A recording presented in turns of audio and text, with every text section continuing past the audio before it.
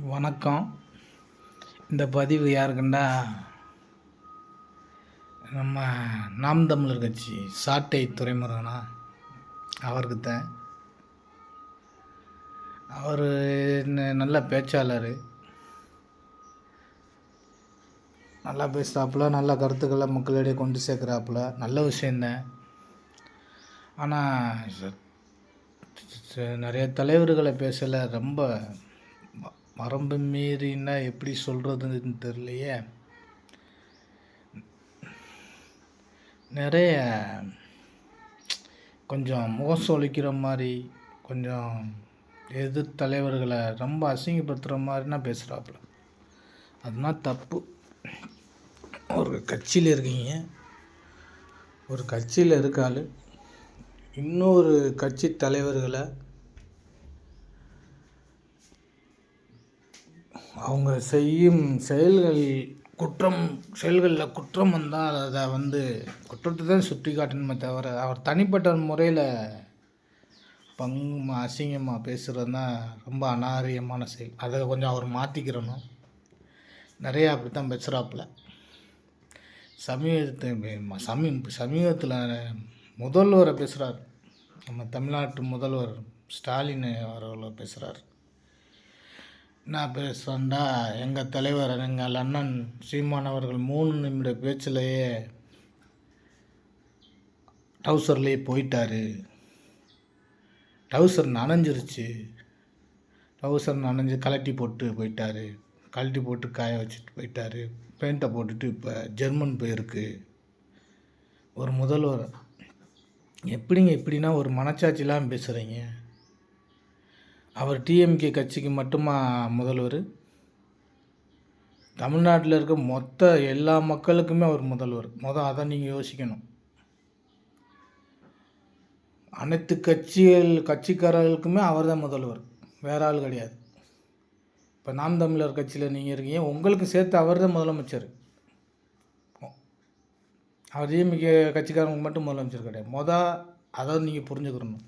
அவர் ஒரு தவறு செய்தால் அந்த தவறை மட்டும் சுட்டி காட்டுங்க. அதை விட்டுவிட்டு அவனை தனிப்பட்ட முறையில் அவரை கொஞ்சம் பேசுகிறது, இதெல்லாம் நாகரிகம் இல்லாத வார்த்தைகளை நிறையா யூஸ் பண்ணுறீங்க. அதை கொஞ்சம் மாற்றிக்கிறணும். இந்த மாதிரி பேசுகிறேன் அவாய்ட் பண்ணுங்க. நீங்கள் பல கருத்துக்களை மக்கள்கிட்ட கொண்டு போய் சேர்க்குற ஆள் நீங்களே இப்படி பேசுனீங்கன்னா, உங்களை பார்த்து மற்ற ஆள் இப்படி நல்ல வழியில் நீங்கள் சொல்கிற கருத்துக்கள் நல்ல விஷயமா இருந்தாலும் அந்த விதங்கள் ரொம்ப அது தவறான போக்கை கொண்டு போய்விடும். அதை கொஞ்சம் மாற்றணும்.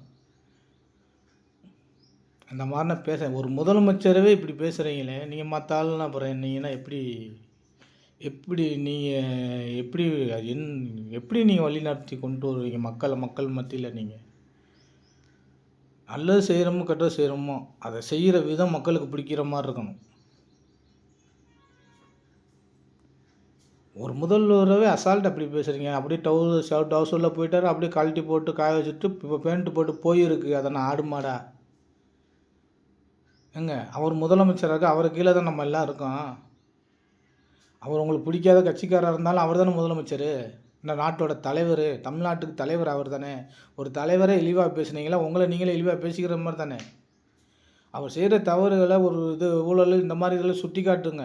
அதை விட்டு நேரடியாக அவரை இந்த மாதிரி தாக்கி பேசுகிறத அவாய்ட் பண்ணுங்கள். நானே ஒரு மாற்றுக் கட்சிக்காரன் தான், எனக்கே நீங்கள் பேசுகிறதுல வருத்தமாக தான் இருக்குது. அதனால தான் இந்த பதிவை நான் போடுறேன். சாட்டை துரைமுருகன் அவர்கள், நீங்கள் பேசுகிற விதத்தை கொஞ்சம் மாற்றிக்கங்க. இந்த மாதிரிலாம் தயவுசெய்து பேசாதீங்க. 4 பேர்த்துக்கு இன்ஸ்பிரேஷனாக இருக்கணும். நல்ல கருத்துக்கள் நல்லா தான் சொல்கிறீங்க, நல்லா பேசுகிறீங்க. ஆனால் நீங்கள் சொல்கிற விதத்தை மாற்றுங்க. தனிப்பட்ட முறையில் யாரையும் தாக்காதீங்க. அவங்க செய்கிற செயல்கள் குற்றங்களை சுட்டி காட்டுங்க, தப்பு இல்லை. தனிப்பட்ட முறையில் அது போயிருக்கு வந்திருக்கு ஆடு மாடை பேசுகிற மாதிரி ஆனால் எப்படிங்க ஒரு முதலமைச்சருங்க அவர்? அதை பாருங்கள். உங்கள் வீட்டு பங்காளி சண்டை, உங்கள் வீட்டு சண்டை மாதிரி பேசுகிறீங்க.